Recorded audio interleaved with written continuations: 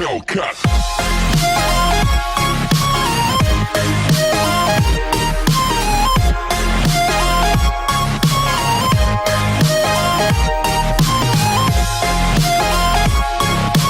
Hi guys, welcome back to the Sweaty Potato Meyer RC channel.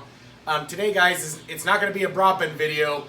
I experienced some major carnage with the FT, and I wanted to kind of go over some stuff with you with that. And what happened is I crashed it big time, and I mangled the crap out of the front end. And I'm going to give you guys close-ups of what it did, but you can see already how these two, how the suspension, this is all pushed back, and how this is the way it's supposed to look, minus the fast lane widening kit and all that stuff. But you can see, and what happened is I ended up hitting a retaining wall with the front right here, and it did some crazy damage. It broke my battery box and my servo, my servo holder.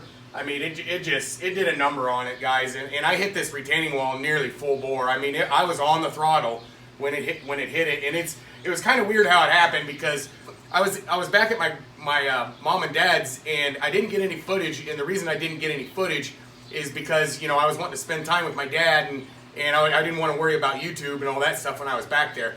So I wasn't filming or anything. I was just driving it for my dad.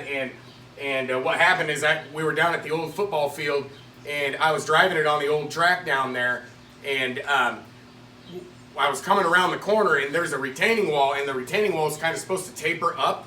Well, that's what it's supposed to do. Well, the taper up part rotted off, and so basically it's just like a straight curb sitting there, and I hit that curb right there pretty much dead on, because I was coming around the corner, and I was a little too wide. I was trying to get to the inside, and I just didn't make it, and whack, like all nearly full bore, just dead stop. So I'm going to show you guys some close-ups on basically what it did, and it, like I said, it did a number on it, guys.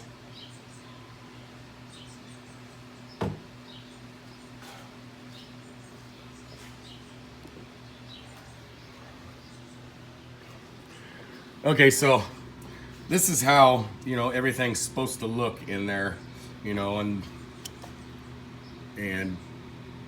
see how the battery box is not broken and all that stuff, and this plate is nice and straight, and down in here the servo saver is where it's supposed to be, and the control arms aren't leaning clear back. Well, we go over here and we take a look at this,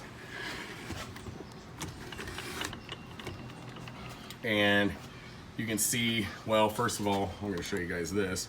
That battery box is busted, and it slammed it back into the tank, and luckily I don't have a hole in my tank.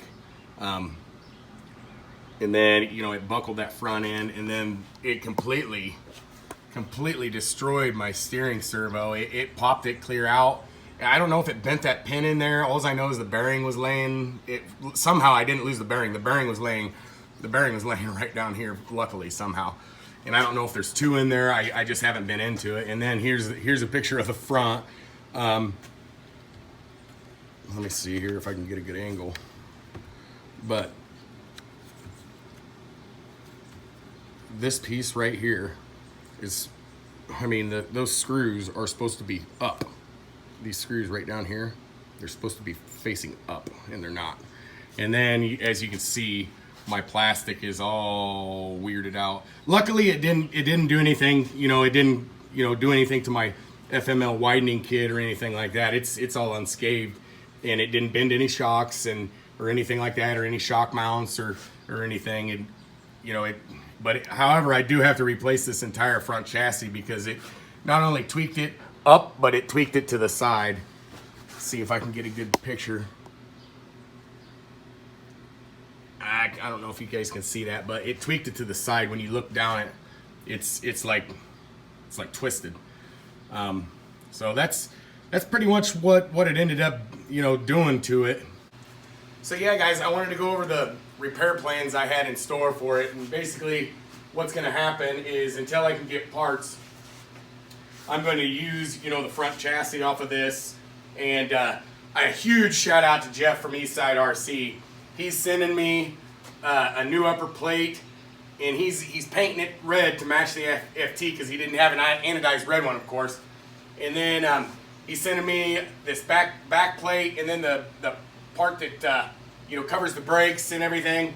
And that's until I get because the chassis I want is the red anodized super light chassis for it. That's the one I'm going for. And then I got this. I hadn't put it on yet, and luckily I didn't. But I do have this full force front bracket that goes on here, and it probably could have saved me a little bit. And at the same time, I'd probably be buying another one and still buying a new chassis, because that thing hit so freaking hard, guys. It went from like full bore to dead stop and like nothing. There was no give to nothing. And I couldn't believe that I didn't break anything else. I can't believe that I didn't total it. It's just unreal that it was able to survive. So, no, I'm really impressed with the durability that this thing has, considering what happened to it. And I apologize again, I didn't get any footage of it. I mean, me and my dad were out I'm just showing him my RC car and my passion, what I've been doing, ever since I've had my motorcycle accident, and I'm disabled because of my brain injury and all that stuff. So, yeah, guys, that's going to do it for today's video. If you liked it, give it a thumbs up. And if you haven't subscribed yet and you like what you see, you should probably do that, guys, because this is what I do. And by the subscribe button, there's a bell notification. Select that, select all, you'll get every upload I do. And if there's something on your mind, guys, leave a comment in the comments section. We'll see you in the next one.